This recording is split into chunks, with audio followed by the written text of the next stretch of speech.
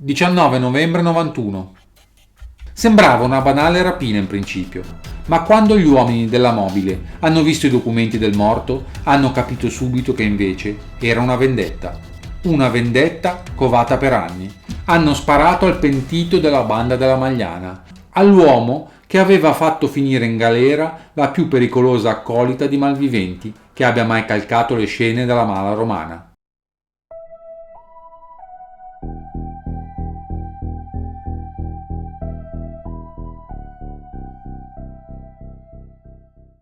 Racconta di lui Antonio Mancini. Claudio Sicilia, che per le sue origini campane avevamo soprannominato il Vesuviano, era un ragazzone alto, robusto e forte come un toro. Sfoggiava grossi occhiali da vista su una faccia da bravo ragazzo e aveva modi garbati. Sposato con una graziosa signora, aveva due figli piccoli, un maschio e una femmina. Era imparentato con la potente famiglia camorristica dei Maisto e cugino di Corrado Iacolare, braccio destro di Raffaele Cutolo. Claudio aveva partecipato alla faida con l'altra potente famiglia dei Mallardo di Giuliano, un paesone dell'entroterra napoletano. 17 novembre 1971. Movimentata udienza stamane nel processo alla mala della Campania. Processo che vede imputati Alfredo Maisto, suo figlio Luigi, Corrado Iacolare e Pasquale Distratto, tutti in stato d'arresto, e altre 18 persone in libertà per l'uccisione di un noto contrabbandiere, Domenico Mallardo, avvenuta a Giuliano il 2 agosto del 67, con una raffica di mitra sparata da un'auto che passava a forte velocità. Due giulianesi, Claudio Sicilia ed Enrico Maisto, nipote di Alfredo, si autoaccusarono e furono arrestati, ma poi rilasciati. Il giudice istruttore Renato Di Tullio ritenne che avessero mentito, perché costretti dal clan dei veri responsabili, che si servì per persuaderli di un certo Salvatore Normale. La testimonianza del commissario Antonio Ammaturo, che dirige l'ufficio di pubblica sicurezza di Giuliano ed ha svolto le complesse indagini, era molto attesa, dipendendo da essa in gran parte la sorte degli imputati. Il funzionario ha rivelato come venne informato circa i veri autori del delitto. La notte del 18 settembre 67 fu chiamato al telefono dall'avvocato Luigi Palumbo, che lo invitò a casa sua, a Napoli, per un'importante comunicazione. Mezz'ora dopo il commissario era nello studio del legale. Da lui seppe che a compiere l'omicidio erano stati Claudio Sicilia ed Enrico Maisto. A Maturo ha rievocato lo stupore da cui fu colto quando, il 23 settembre 67, invitato dal pretore di Marano, Giovanni D'Amore, nel suo ufficio, vi trovò Salvatore Normale ed il Sicilia. Dal magistrato seppe che gli era giunto un esposto nel quale si indicava appunto il Sicilia come uno dei responsabili del crimine. Durante il lungo incontro, il Normale ricordò al Sicilia che dalle sue indagini, le indagini del Normale, non della polizia o della magistratura, erano risultati responsabili il Sicilia ed Enrico Maisto. Il Sicilia reagì violentemente, ma il Normale gli replicò: «Claudio, devi dire la verità, perché intanto degli innocenti sono in carcere». Ma l'altro insisteva e protestava. Poi, all'improvviso, si strinse il capo fra le mani e gridò: «Ebbene sì, sono stato io», aggiungendo: «ma non volevo uccidere». E il commissario ha commentato: «Rimasi esterrefatto e mi chiesi: ma come può un uomo fare una confessione del genere?» Inquisito per l'omicidio di uno dei membri del clan rivale, per sfuggire alle vendette decise di rifugiarsi a Roma. Andò quindi ad abitare nel quartiere della Garbatella, dove conobbe Marcello Colafigli, con il quale strinse una forte amicizia, al punto che Colafigli tenne a battesimo uno dei figli del napoletano. Forte di questa quasi parentela, Colafigli decise di farla entrare nella banda. Come mai lei ebbe, Presidente vuol chiedere, Sì, a grazie. Sicilia, come mai questi ebbe rapporti con aderenti o presunti aderenti alla nuova camorra organizzata? Cioè, come mai Signor lei? Presidente, Lei io faceva da parte della... parte che conoscevo Raffaele Cuda dal 67, l'ho conosciuto, si può verificare, nel 1968 al padiglione Avellino del calcio di Poggioreale a Napoli. Che c'era Mario Fabrocino, che è Dano Guadagno, Peppe Braciola, che sarebbe Giuseppe Pedana, che era il padrino di Raffaele Cuda. A parte l'ho conosciuto là in calcio. Nel 1979, nel 1980, quando io appartenevo alla banda della Magliana e mi assumo le mie responsabilità sulla banda della Magliana, fui chiamato, cioè che cosa successe questo? Che chiesero Giuseppucci, di nascosto di Marcello Colafigli, che mi aveva presentato a Franco Giuseppucci. Allora ancora non facevo proprio parte direttamente, fino alla morte di Giuseppucci, non facevo ancora parte della banda della Magliana, cioè stavo nell'ambito, signor Presidente. Lavoravo alla droga, però non ero ancora componente della banda della Magliana, fino alla morte di Giuseppucci. Che è successo questo? Che dato che Marcello Colafigli aveva fatto il compare a mio figlio Alfredo e trovandosi a parlare con Giuseppucci aveva fatto il nome mio, questo qui senza dire niente aveva preso delle informazioni su di me, aveva chiesto delle garanzie a vedere che ragazzo era e che non era. Se non che un giorno in via Chiabrera mi mandò a chiamare Giuseppucci e mi portò con lui a Tordivale, perché dice a Tordivale c'era una persona che mi voleva incontrare, che mi voleva salutare. Là trovai Rolando Tortora e Giuseppe Rizzi. La persona che mi doveva incontrare era Raffaele Cuda. E nello stesso momento non venne all'appuntamento perché che era successo? Che a Napoli avevano sequestrato il figlio di un suo carissimo amico ed era dovuto partire subito da Roma e intervenire a Napoli e andare a vedere questa situazione a Napoli.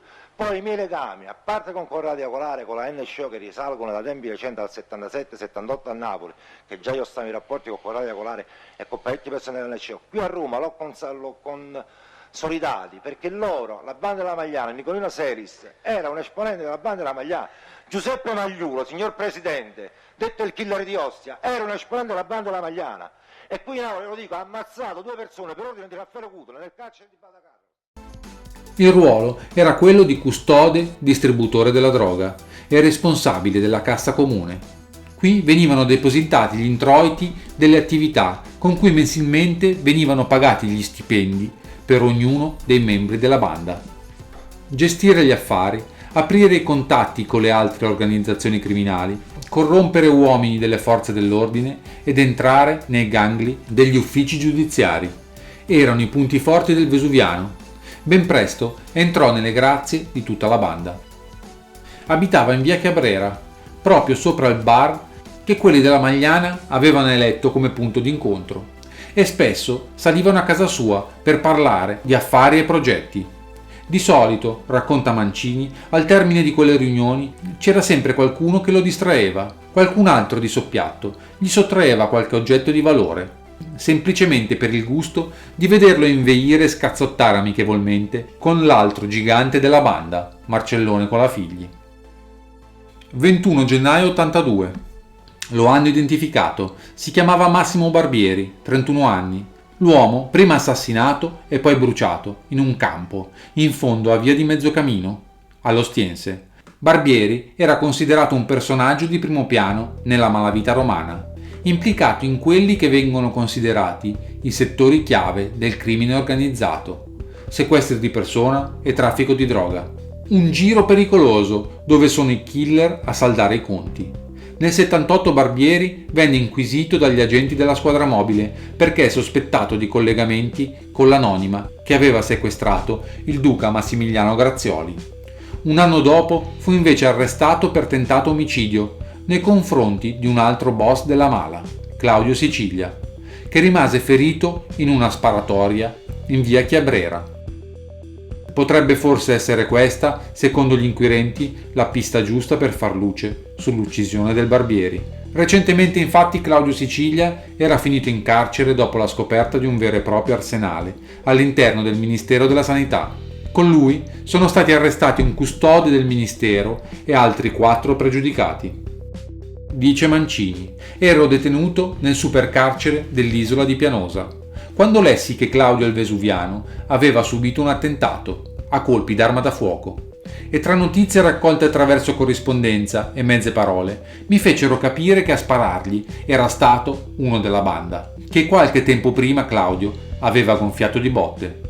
Da quell'attentato il Vesuviano smise di sostenere finanziariamente noi carcerati e le nostre famiglie, ci abbandonò alle nostre sbarre e alle nostre condanne e si condannò da solo alla morte.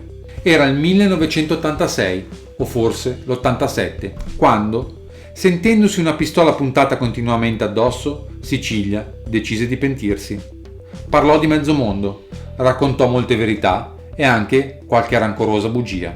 In una sessantina di membri e collegati a vario titolo con la banda, fummo raggiunti da un corposo mandato di cattura. 18 marzo 87. 70 ordini di cattura, di cui 56 eseguiti, segnano il colpo di grazia per la famigerata Banda della Magliana. La complessità dell'indagine su questo, che si è dimostrato il principale spezzone della malavita organizzata romana degli ultimi anni, è dimostrata dal fatto che a coordinare le operazioni e ad emettere gli ordini di cattura è stato un pool di ben 6 sostituti procuratori, diretti dal procuratore aggiunto Michele Coiro. I 70 ordini di cattura, che rappresentano il terminale dell'intera inchiesta, partita alla fine dell'84, riguardano anche alcuni personaggi insospettabili ed incensurati.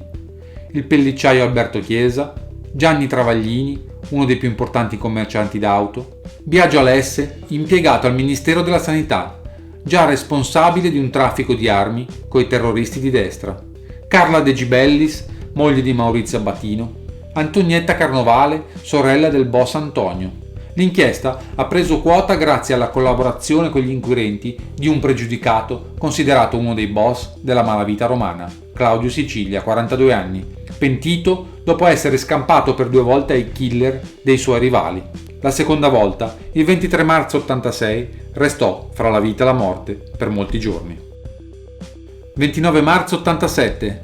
La ventata di garantismo impressa dalle decisioni del presidente della prima sezione penale della Cassazione, Corrado Carnevale, ha raggiunto anche i giudici romani. Ieri, con una decisione che ha suscitato non poco clamore, il Tribunale della Libertà ha revocato 40 dei 70 ordini di cattura, emessi una decina di giorni fa da un pool di magistrati. Alla base della decisione le rivelazioni del pentito Sicilia. Secondo il Tribunale della Libertà, presieduto da Antonio Pelaggi, il pentito ha coinvolto numerose persone nelle indagini, al solo scopo di garantirsi favori e trattamenti particolari. Nell'ordinanza di 20 pagine i giudici affermano, tra l'altro, che le accuse si fondano in modo non solo imprescindibile, ma addirittura esclusivo, sulle dichiarazioni rese da Sicilia. Dopo aver ricordato l'esito di altri processi istruiti su rivelazioni del pentito, conclusisi con numerose assoluzioni, il presidente Pelaggi afferma che non esistono veri elementi di riscontro alle accuse formulate da Sicilia. 2 aprile 87. Continuano le valutazioni negative sull'istruttoria che portò all'emissione di una settantina di ordini di cattura per presunti esponenti della Banda della Magliana. Ieri il Tribunale della Libertà, presieduto da Antonio Pelaggi, ha annullato altri 20 ordini di cattura. Di diverso avviso invece il pool di 7 magistrati che aveva firmato gli ordini di cattura. Il ricorso, inoltrato agli stessi supremi giudici, è stata poi la conferma che a Piazzale Clodio c'è contrasto tra gli stessi giudici circa il peso da dare alle rivelazioni di Claudio Sicilia. Fu quest'ultimo, vecchio boss della malavita romana caduto in disgrazia negli ultimi anni, a contribuire in maniera determinante a tracciare le singole posizioni degli imputati. 19 novembre 91. Claudio Sicilia, 44 anni, è stato giustiziato ieri sera in un negozio di calzature di via Andrea Mantegna. Un killer sceso da una moto gli ha sparato 4 colpi con una pistola automatica, poi è svanito nei vicoli del quartiere. L'avevano braccato per anni con una rabbia e una determinazione paurose. Avevano provato 2 volte ad ammazzarlo, ma se l'era sempre cavata. L'ultima, il 23 marzo 86, era rimasto in coma per settimane, con una pallottola in testa, ma alla fine se l'era cavata. Ieri sera invece non gli hanno lasciato scampo, 4 colpi a distanza ravvicinata e Claudio Sicilia, vecchio leone della mala romana, è scivolato a terra fulminato. La vendetta della banda ormai disciolta è arrivata a segno. È una storia di sangue, di rapine, di agguati, che sembrano non finire mai. Una storia di cui Claudio Sicilia era uno dei protagonisti.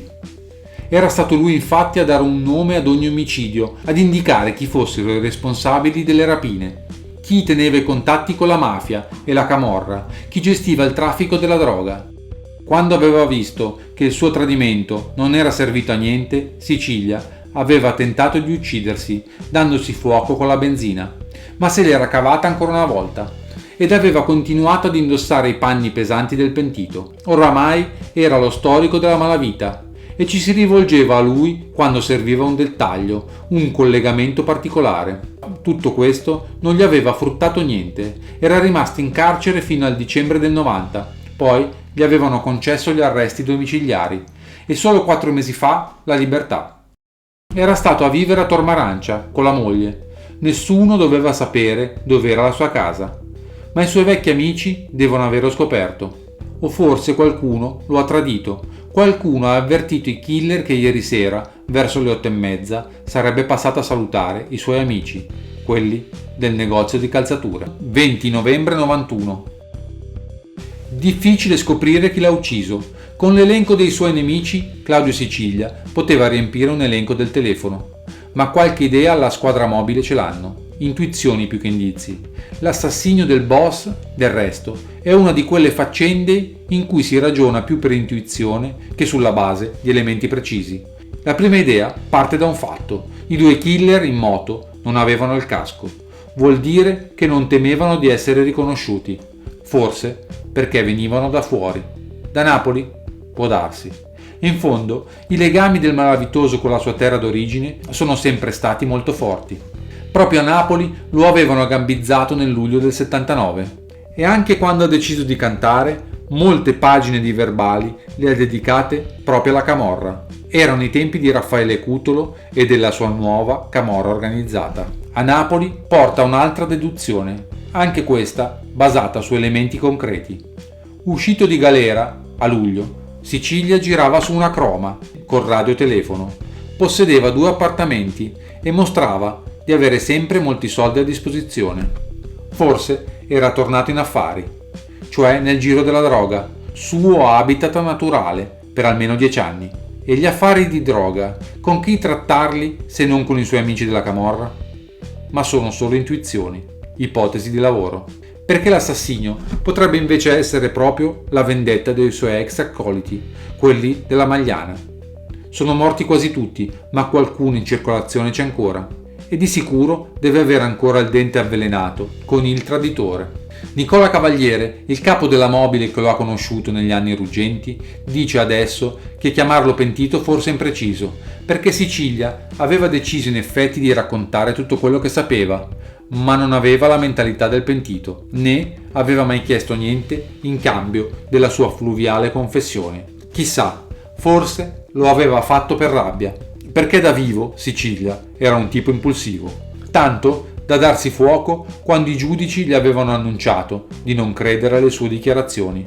Sbarcato a Roma nell'81, il boss si era fatto largo in fretta. Il primo ad aprirgli le braccia era stato Michele Zaza, camorrista già allora di livello internazionale. Lo aveva voluto addirittura come compare d'anello, ma poi Sicilia aveva finito per litigare anche con lui. 1 febbraio 92, la banda della Magliana, o almeno quel che ne resta, è tornata in galera. 10 arresti, 3 mandati di cattura notificati in carcere, 2 soli i latitanti. Le motivazioni del mandato di cattura sono racchiuse in 185 pagine, un documento storico. Dentro c'è la vicenda di questa holding criminale. Il giudice istruttore Otello Lupacchini, il PM Andrea De Gasperis e il dirigente della mobile Nicolò D'Angelo ci hanno lavorato sopra per anni, anche quando nessuno sembrava ricordarsi più di quel pugno di delinquenti. D'Angelo li aveva già fatti arrestare tutti nell'87, 52 ordini di cattura, che il Tribunale delle Libertà si era peraltro affrettato a cancellare in poche ore, perché si basavano tutti sulle chiamate in correità di uno della banda, Claudio Sicilia, e Sicilia per il tribunale era persona soggettivamente poco attendibile. Fra l'86 e l'87, scrivono adesso i giudici, grazie alle sue fluviali chiamate in correità, fu possibile acquisire utili conoscenze su quell'universo sommerso che è la criminalità organizzata romana. Sicilia è stato ucciso a Roma lunedì 18 novembre alle 20:20. Poco prima, nell'aula bunker di Santa Verdiana a Firenze, si era conclusa la prima udienza del nuovo processo d'appello per la strage di Natale. Una pura coincidenza? Non è detto. Claudio Sicilia era stato testimone al processo per l'attentato sul rapido 904 Napoli-Milano, nel quale 17 persone persero la vita e 266 rimasero ferite. In udienza Sicilia arrivò in barella perché qualche tempo prima si era dato fuoco nel carcere di Rebibbia. Quando nel 1986 Sicilia decise di vuotare il sacco, raccontò agli inquirenti vita, morte e miracoli della banda della Magliana e aggiunse anche alcune notizie sulla strage, notizie che riguardavano soprattutto Calò e Misso. Disse che Misso, assolto in via definitiva dall'accusa di aver partecipato alla strage, era stato affiliato alla mafia. Disse di aver saputo che Luciano Luongo, uomo di Misso, aveva raccontato di aver trasportato l'esplosivo a Roma. Riferì dei rapporti fra Don Mario, alias Pippo Calò, con i boss della banda della Magliana.